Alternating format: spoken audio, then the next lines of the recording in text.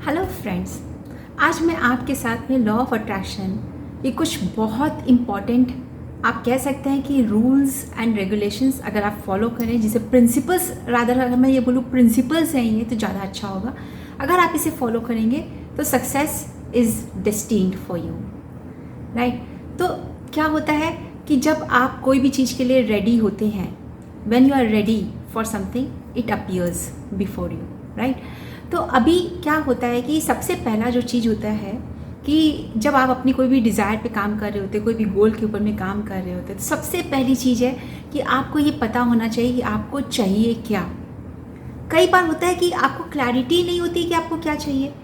मुझे एक अच्छा रिश्ता चाहिए, मुझे अपने रिश्तों में प्यार चाहिए, मुझे बहुत पैसा कमाना है, तो ये क्लैरिटी नहीं है। आपको एकदम क्रिस्टल क्लियर पिक्चर आपके पास में आउटकम की होनी चाहिए कि मुझे क्या चाहिए, right.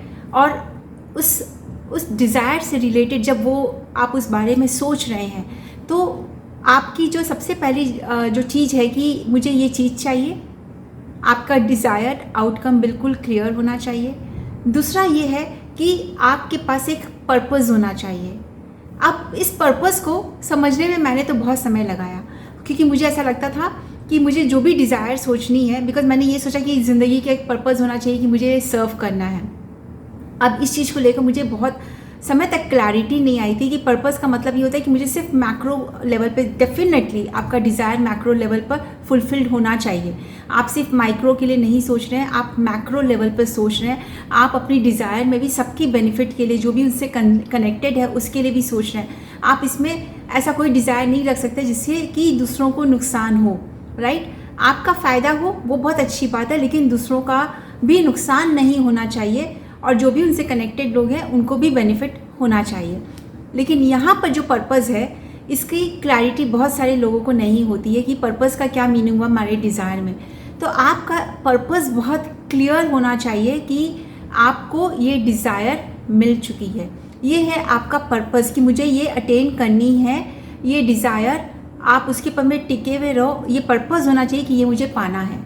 That is known as purpose in law of attraction.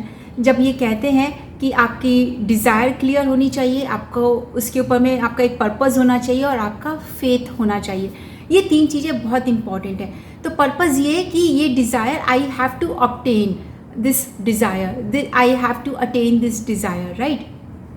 और फेथ ये कि ये मुझे मिल चुकी है, ये मेरी है और ये मुझे मिलनी ही है। That now that desire is mine.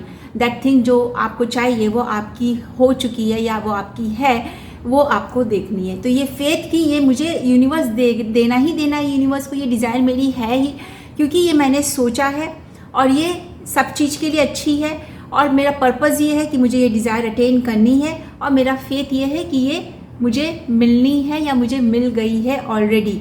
अब मुझे सिर्फ इसको फिज़िकल फॉर्म में देखना है, राइट। तो आपको इन चीज़ों को फॉलो करना है और आप देखोगे कि आप अपनी डिज़ायर्स को अचीव कर पाओगे।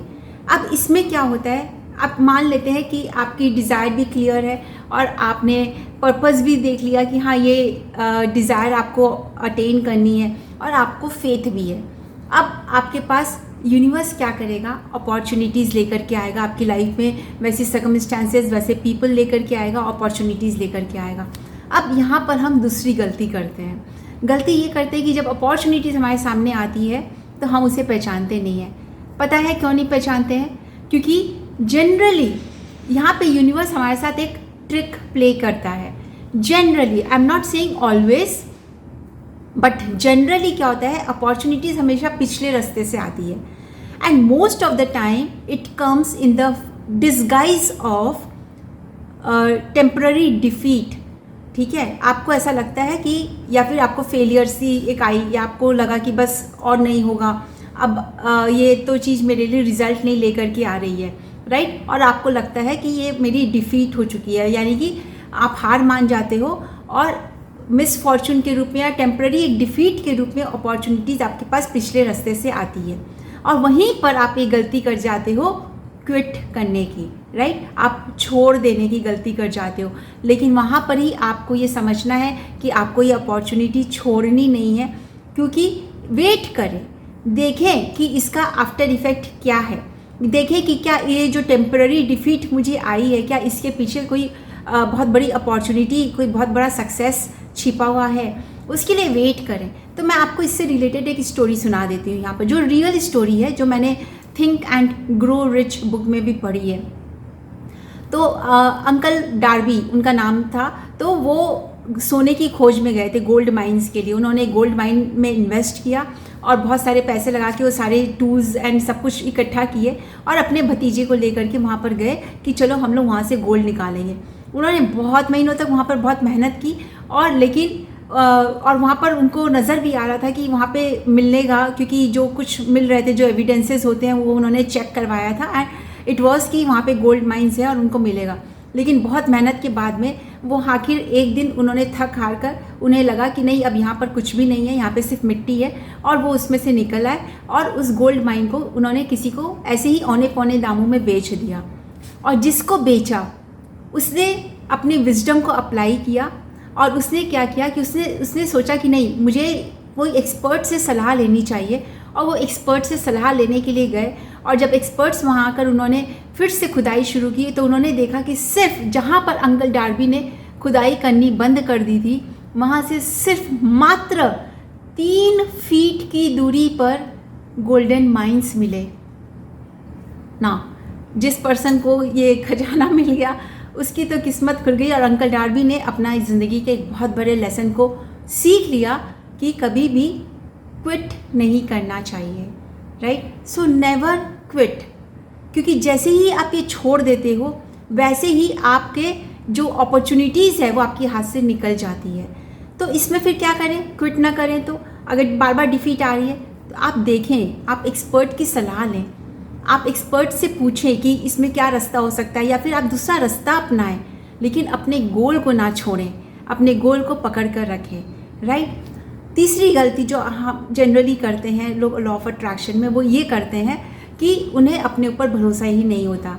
उन्हें लगता है मेरे पास एजुकेशन नहीं है, मेरे पास रिसोर्सेज नहीं है, या फिर मेरे पास वो स्किल नहीं है, मेरे पास वो पैसे नहीं है, मैं कैसे कुछ करूं, राइट।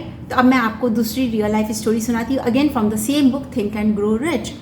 तो बार्सन नाम के एक इंसान थे जो कि उनके पास कुछ नहीं था। अगेन उनके पास कोई रिसोर्सेज नहीं थे। बार्नेस था उनका नाम। उनके पास कोई रिसोर्सेज नहीं थे, उनके पास पैसे नहीं थे, उनके पास कोई स्किल नहीं थी, बहुत थोड़ा सा एजुकेशन था, लेकिन उनके दिमाग में एक पिक्चर क्लियर थी। Now relate to everything, because अब मैं आपको जो देने जा रही हूँ वो आपको अपने डिज़ायर के लिए प्रैक्टिस करनी है। उनके दिमाग में एक पिक्चर उन्होंने बहुत क्लियरली देख रखी थी कि he wanted to enter into a partnership with mister Thomas Edison, the world's greatest inventor, right. So उन्होंने अपने दिमाग में इस पिक्चर को बहुत क्लियरली देख रखा था। Now he did not know mister Edison, और उनका ना कोई सोर्स था, ना उनके पास पैसे थे वहाँ तक जाने के लिए जहाँ पे मिस्टर एडिसन काम करते थे। दूसरे सिटी में, दूसरी कंट्री में, जहाँ पे भी वो काम करते थे, उनके पास वो पैसे भी नहीं थे, उनके पास वो एजुकेशन भी नहीं थी, कुछ नहीं था। उनके पास सिर्फ उनकी डिज़ायर थी कि मुझे क्या चाहिए, पर्पस था कि ये मुझे करना ही है, और फेथ था कि ये होना ही है, ये होना ही है। It will materialize, it has to materialize, it has materialized for him in the spiritual realm, right। तो बस इसी चीज़ को लेकर के वो अपनी इस पिक्चर को एकदम क्लियरली रखते गए, और एक दिन वो आया कि जब वो मिस्टर एडिसन के पास में खड़े थे, पहले वहाँ पे उन्होंने एक जॉब मिला उनको। उन्होंने मिस्टर एडिसन को जाकर यही कहा कि मैं आपके साथ में, आपके पार्टनरशिप में काम करना चाहता हूँ, वो आपके अंडर में काम करना चाहता हूँ। उनके बिल्कुल भी दिमाग में नहीं था, वो तो उन्हें बहुत आसानी से मिल जाता। फिर भी मिस्टर एडिसन ने उन्हें पहले एक जॉब दिया, और तभी भी उनकी पिक्चर क्लियर थी। उन्होंने उसमें वहाँ पे हार नहीं मानी और ये नहीं सोचा कि चलो मैं जॉब करके ही खुश रह लूँगा।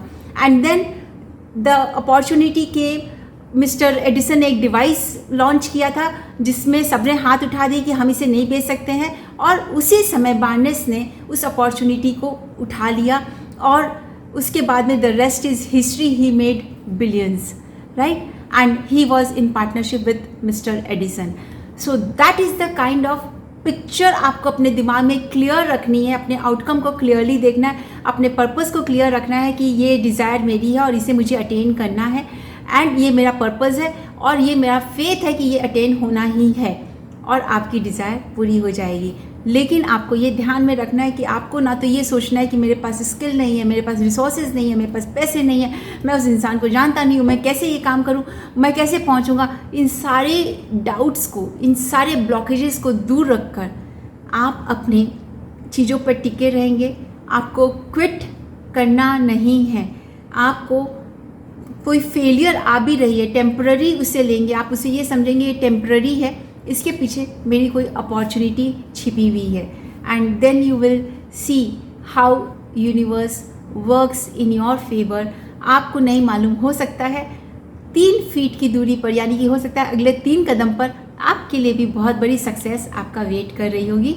सो मैं प्रार्थना करती हूँ कि आपको भी अपनी सक्सेस मिले और आप अपनी सक्सेस से सिर्फ एक कदम दूर है, उस एक कदम को बढ़ाइए और सक्सेस आपकी झोली में होगी। Take care.